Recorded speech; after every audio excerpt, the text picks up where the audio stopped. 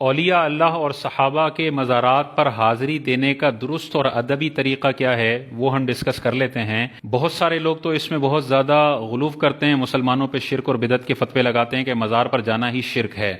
حالانکہ حضور علیہ الصلوۃ والسلام سال کے شروع میں شہدائے احد کے مزارات پر تشریف لے جایا کرتے تھے۔ اسی طرح حضرت ابوبکر صدیق، حضرت عمر فاروق شہدائے احد کے مزارات پر تشریف لے جایا کرتے تھے۔ اسی طرح حضور علیہ الصلوۃ والسلام کے حوالے سے حضرت عائشہ صدیقہ ارشاد فرماتی ہیں کہ تاجدار کائنات کی جب میرے پاس رکنے کی باری ہوتی تو حضور علیہ السلام رات کے آخر پہر بقیع کے قبرستان میں جایا کرتے تھے اور ان کے لیے رحمت کی دعا کیا کرتے تھے۔ تو اس کا مطلب یہ ہوا کہ صحابہ کی قبور اور مزارات پر اور نیک لوگوں کے مزارات پر جانا یہ سنت رسول اور سنت صحابہ ہے۔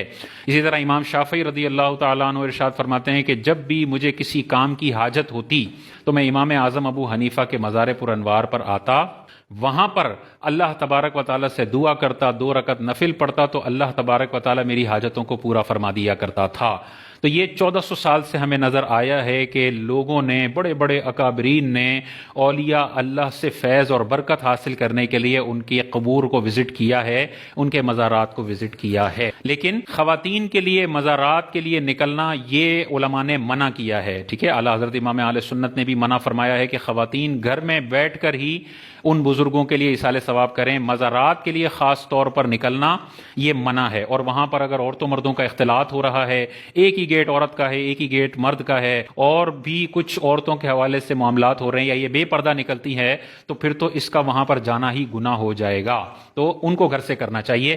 مرد مزارات پر جائیں گے ظاہر ہے، لیکن وہ کیا طریقہ ہوگا؟ اعلیٰ حضرت امام اہل سنت نے یہ 8 چیزیں ذکر فرمائی ہیں مزارات پر حاضری دینے والے کے لیے، وہ ذہن میں رکھ لیں۔ پہلی چیز ارشاد فرمائی کہ پیر کی طرف سے آئے، یعنی پیر کی طرف سے داخل ہو، سر کی طرف سے نہ آئے، پیر کی طرف سے آئے، یہ بہتر ہے۔ دوسرا، مزار سے 4 ہاتھ کے فاصلے پر کھڑا رہے، بالکل مزار کے بالکل قریب ہو جانا، مزار کی طرف جھک جانا، اپنا سینہ مزار پر لگا لینا، یہ درست اور درست طریقہ نہیں ہے، بلکہ مزار سے 4 ہاتھ کے فاصلے پر کھڑا رہے گا۔ پھر اعلیٰ حضرت امام اہل سنت نے ارشاد فرمایا کہ مزار کو ہاتھ بھی نہیں لگانا، مزار کا بوسہ بھی نہیں لینا۔ 8ویں نمبر پر ارشاد فرمایا کہ مزار کا طواف کرنا ناجائز ہے اور مزار کو سجدہ کرنا حرام ہے، اور عبادت کی نیت سے خدا نہ خواستہ مزار کو سجدہ کر لیا تو یہ تو کفر ہے، دائرہ اسلام سے بندہ خارج ہو جائے گا۔ پھر اعلیٰ حضرت ارشاد فرماتے ہیں 4 ہاتھ کے فاصلے پر کھڑا رہے اور ان کی بارگاہ میں سلام عرض کرے۔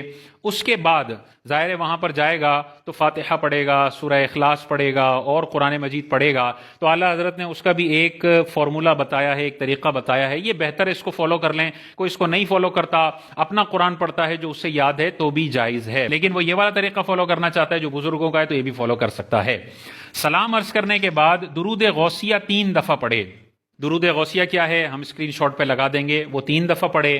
اس کے بعد الحمد شریف سورہ فاتحہ 1 دفعہ، آیت الکرسی 1 دفعہ، 7 مرتبہ قل هو اللہ احد سورہ اخلاص، سورہ اخلاص کے بعد 7 مرتبہ درود غوثیہ پھر پڑھے۔ اور اس کے بعد اگر وقت میں گنجائش ہے، لمبا بیٹھ سکتا ہے، وقت اویلیبل ہے تو سورہ یاسین پڑھ لے، اور مزید وقت میں گنجائش ہے تو سورہ ملک پڑھ لے، اور اگر وقت میں گنجائش نہیں تو 7 بار درود غوثیہ پڑھ کر یہاں پر اس کے وظائف کمپلیٹ ہو گئے، قرآن مجید کمپلیٹ ہو گیا۔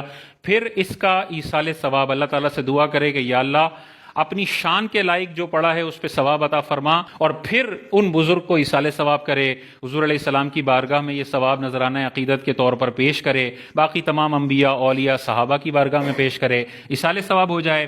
پھر اللہ تبارک و تعالیٰ کی بارگاہ میں اپنی حاجت پیش کرے، دعا کرے، اور ان بزرگ کو اگر وسیلہ بنانا چاہتا ہے تو وسیلہ بھی بنا سکتا ہے۔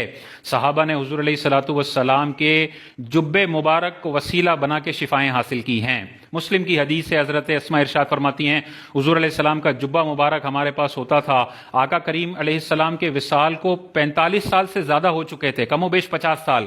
حضرت اسماء ارشاد فرماتی ہیں ہم یہ جبہ دھوتے، اس کا پانی مریضوں کو پلاتے، ہمارے مریض شفا یاب ہو جایا کرتے تھے۔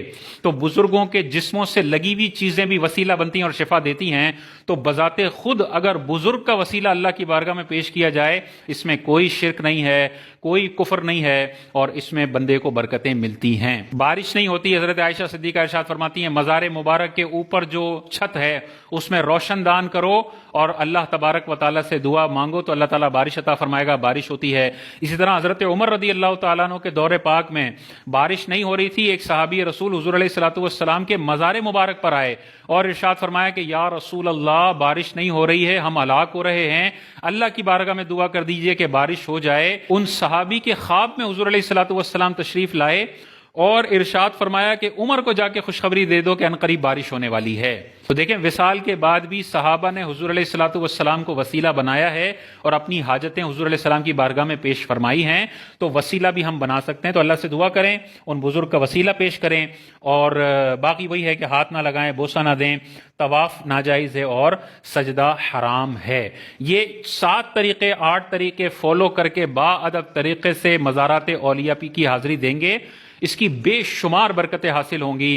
امام شافعی بھی اسی کے قائل ہیں, امام اعظم ابو حنیفہ بھی اسی کے قائل ہیں, اور باقی ائمہ مجتہدین اور 1400 سال کے اکابر علماء کا یہ عقیدہ ہے کہ جو بھی اللہ کے اولیاء ہیں ان کے قرب و جوار میں اللہ تعالیٰ نے برکتیں رکھی ہیں.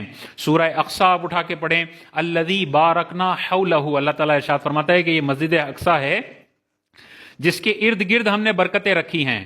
شارحین کو اٹھا کے پڑھیں, مفسرین کو اٹھا کے پڑھیں, وہ ارشاد فرماتے ہیں یہ برکتیں اس لیے ہیں کہ اس زمین میں اللہ تعالیٰ نے کثیر انبیاء کی قبور رکھی ہیں. تو انبیاء کا جسم جہاں پر ہوتا ہے نا وہ جگہیں برکت والی ہو جاتی ہیں, اور کسی اللہ کے ولی کے قریب بندہ دفن ہو جائے نا تو اللہ کے ولی کے قریب دفن ہونے کی وجہ سے بھی ان کو فائدہ پہنچتا ہے. تو معلوم ہوا اللہ کے اولیاء جہاں دفن ہوتے ہیں نا وہاں اللہ کی رحمتوں کا نزول ہوتا ہے, اور اس کے قریب بندہ ہو تو ان رحمتوں کا فائدہ بھی اس سے ہوتا ہے. لیکن ضروری ہے کہ خرافات سے بچے, بدعات سے بچے. وہاں پہ عورتوں مردوں کا اختلاط ہو رہا ہے, حرام ہے. وہاں پہ بھنگڑے ڈالے جا رہے ہیں, وہاں پہ میوزک ہے, وہاں پہ تماشا لگایا ہوا ہے, وہاں پہ کھانے کی بے حرمتیاں ہو رہی ہیں, وہاں پہ چرسی موالی بیٹھے ہوئے ہیں, اور یہ سارا تماشا لگایا ہوا ہے. تو یہ سب حرام ہے. لیکن یہ سب حرام وہاں پر ہو رہا ہے, پھر بھی ہم مزار کی حاضری کو منع نہیں کریں گے. نکاح میں بھی ہزاروں خرافات ہوتے ہیں, لیکن نکاح کو کوئی ناجائز نہیں کہتا. سب کہتے ہیں خرافات غلط ہیں, نکاح سنت مبارکہ ہے, ہمیشہ کیا جائے گا.